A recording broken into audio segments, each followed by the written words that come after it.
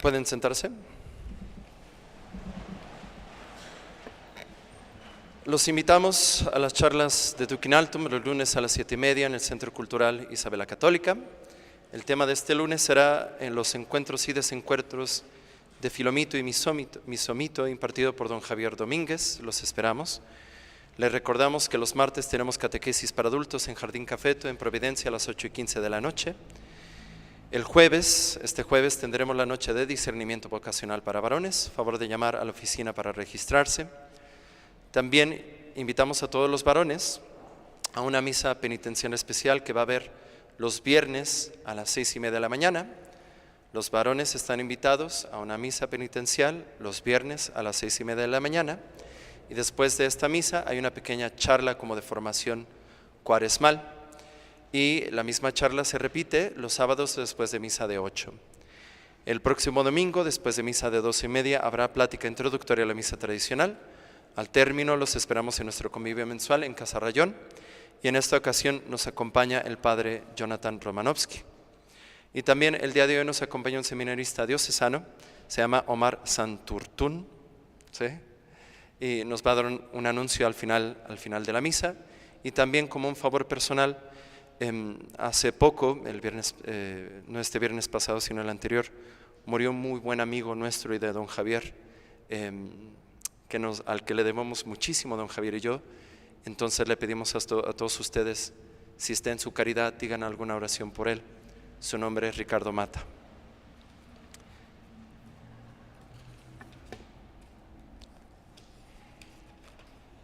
El día de hoy celebramos el domingo de Sexagésima. La epístola está tomada de la segunda a los Corintios de San Pablo. Hermanos, de buena gana sufrís a los necios, siendo vosotros sabios, porque sufrís a quien os esclaviza, a quien os devora, a quien toma vuestros bienes, a quien os trata con altanería, a quien os hiere en el rostro.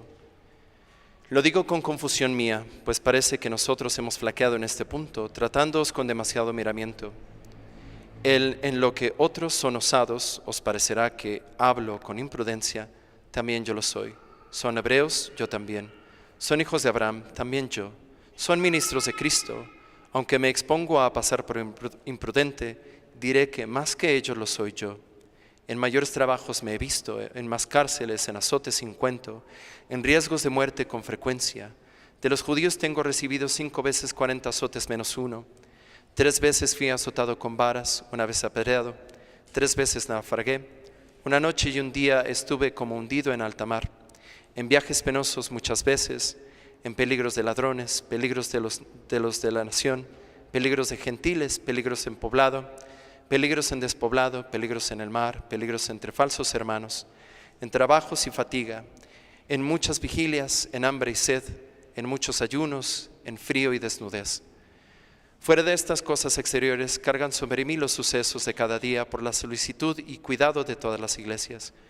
¿Quién enferma sin que yo enferme con él? ¿Quién se escandaliza sin que yo me abrace? Si es preciso gloriarse, me gloriaré en las cosas que son propias de mi flaqueza. El Dios y Padre de nuestro Señor Jesucristo, que es bendito en los siglos, sabe bien que no miento. En Damasco, el gobernador de la provincia, por orden del rey Aretas, había puesto guardias a la ciudad para prenderme, y por una ventana me descolgaron por el muro en una cesta, y así escapé de sus manos. Si es preciso gloriarse, lo que no conviene en verdad, yo haré mención de las visiones y de las revelaciones del Señor. Conozco a un hombre siervo de Cristo, que 14 años ha fue arrebatado, si fue en el cuerpo o fuera del cuerpo, no lo sé, Dios lo sabe, hasta el tercer cielo.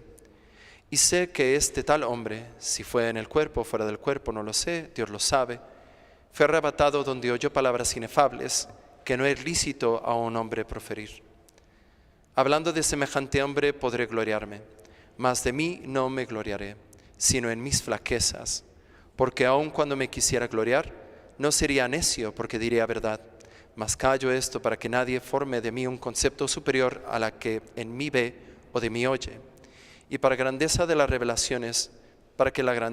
revelaciones no me envanezca, me ha sido dado el aguijón de mi carne, un ángel de Satanás, para que me abofetee y por esto rogué al Señor 3 veces para que lo apartase de mí. Y me dijo: te basta mi gracia, porque la virtud se perfecciona en la debilidad. Por tanto, de buena gana me gloriaré de mis flaquezas, para que more en mí la virtud de Cristo. Nos ponemos de pie para escuchar el Santo Evangelio, que el día de hoy está tomado de aquel según San Lucas. En aquel tiempo, habiéndose reunido grandísimo concurso de gente de las ciudades y acudiendo solícitos a Jesús, les dijo esta parábola.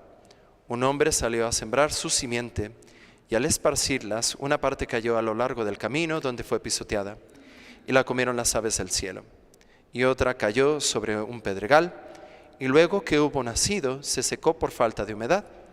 Otra cayó entre espinas, y las espinas que con ella nacieron la sofocaron. Otra finalmente cayó en buena tierra y nació y dio fruto al 100 por 1.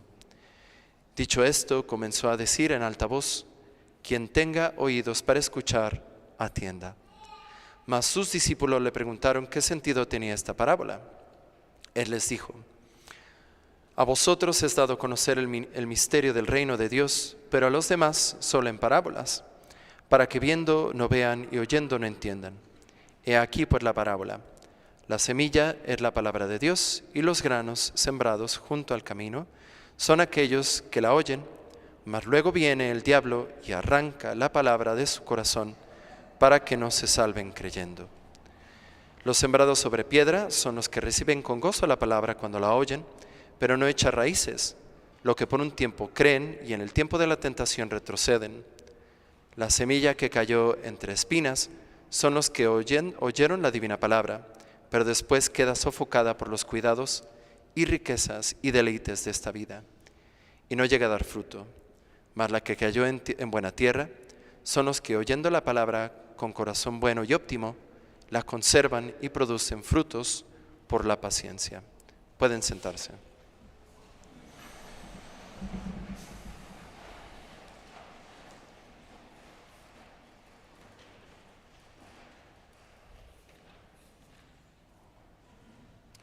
En nombre del Padre, del Hijo y del Espíritu Santo. Amén. Escribir un sermón para este domingo es un poco extraño, porque San Gregorio Magno dice que este fragmento del Evangelio realmente no necesita explicación. Entonces tuve así de tomarle la palabra a San Gregorio y dije: aquí se acaba el sermón. Pero sabía que se iban a enojar, entonces estaba escuchando un sermón de Monseñor Alberto González, y él cita a San Juan Crisóstomo, que empieza a explicar un poquito más esta parábola, porque bueno, en el mismo evangelio del día de hoy viene la explicación, y la explicación la da Cristo, ¿no? Entonces, superar la explicación de Cristo es complicado, me pone nervioso, pero bueno, el asunto es lo que todos sabemos, ¿no? Las semillas es la palabra de Dios, y la tierra que la recibe somos nosotros, ¿no? Y aquí hay 4 tipos de personas que reciben la palabra de Dios. Y, a ver, el primer tipo de persona que recibe la palabra de Dios, pues es aquel que queda a la vera del camino y llegan los pajaritos y se la llevan, ¿no? Este es el tipo de personas que, hay que decirlo, realmente este tipo de personas del que habla el Evangelio, todas escuchan la palabra de Dios. Y todas la escuchan en cierta manera gustosa, todos reciben la palabra de Dios. Pero a ver, en el primer tipo de personas, son personas que a lo mejor escuchan la palabra de Dios, pero les es como indiferente, o es así como que les da como flojera, les da incomodidad. O incluso hay personas que empiezan a creer o quieren creer, pero tienen algún pecado que les gusta demasiado y dicen: nah, no quiero creer, porque saben que la palabra de Dios les implica un cambio en su vida y no quieren dejar este modo de vida, no quieren dejar este pecado. Y entonces, a primera de buenas, ni siquiera termina de prender la semillita y ya se deshacen de ella. El segundo tipo de personas es esto que se siembra sobre piedra. Y aquí es interesante que lo que hace que se seque la plantita que se siembra en piedra es que la plantita no echa raíz. Raíz viene del latín radix. Radix nos da la palabra radical. Alguien que es radical, católicamente hablando, no es alguien que es un intenso, raro, un intransigente. Alguien que es radical, católicamente hablando, es alguien determinado, alguien con principios, alguien a quien no le da igual el bien y el mal. Alguien radical, católicamente hablando, es alguien que cree que existe la verdad, es alguien que cree que se puede conocer la verdad, es alguien que cree que la verdad tiene consecuencias prácticas en la vida y que no es indiferente.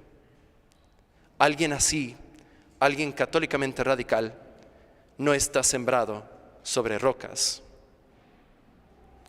Alguien así, radical, es alguien que tiene que buscar amar a Dios a toda costa, porque se ama a Dios radicalmente o no se le ama, porque Dios lo que nos exige a cambio de lo que Él ha hecho por nosotros es todo lo que somos, porque Él nos dio todo lo que Dios es. ¿Se ama a Dios radicalmente o no se le ama? Entonces, cuando Él les diga a ustedes que son unos radicales, lo que tenemos que decir nosotros es: muchas gracias, porque no estamos sembrados sobre piedra. Luego, el tercer tipo de persona que recibe las semillas son los que se sembraron entre espinos. Y estas son las personas que se secan por los afanes del mundo y los placeres. Aquí hay que notar que la escritora dice por los afanes del mundo, no por el mundo, porque bueno, no somos monjitas clarisas, ni monjitas carmelitas, ni monjes trapenses. Vivimos en el mundo, y viviendo en el mundo tenemos la obligación de santificarnos y tenemos la posibilidad de santificarnos. Entonces el mundo en sí mismo, o las riquezas en sí mismas, no son lo que nos ahoga, sino los afanes del mundo. Alguien así, alguien que se deja ahogar por los afanes del mundo, es alguien que vive como si lo único que importara fueran las cosas del mundo. ¿Cómo podemos saber si estamos allí o no?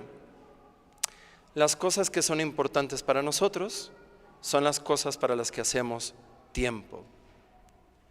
Si alguno de ustedes dice, no tengo tiempo para rezar, lo que quiere decir es, no me importa tanto la oración. Hay cosas más importantes que la oración. Si alguno de ustedes dice, no tengo tiempo para Dios, lo que quiere decir o lo que dice de fondo es, hay cosas más importantes que Dios. Las cosas importantes le hacemos tiempo. ¿Nos importa comer? Hacemos tiempo para comer. ¿Nos importa dormir? Hacemos tiempo para dormir. ¿Nos importa ver Netflix? Hacemos tiempo para ver Netflix. Las cosas que nos importan les hallamos tiempo.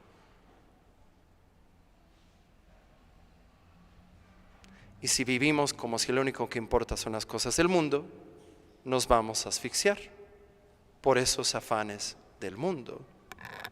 Y luego aquí también hay como un segundo punto. También lo que implica esto lo que nos ahoga también son los apegos desordenados a las cosas o a las personas. Y por un apego desordenado nos imaginamos como tener un apego a algo gravemente pecaminoso o algo que gravemente nos impide la vida de gracia, como alguien que a lo mejor tiene un vicio de la pornografía o del alcohol o de la droga o una mala amistad o ese tipo de cosas.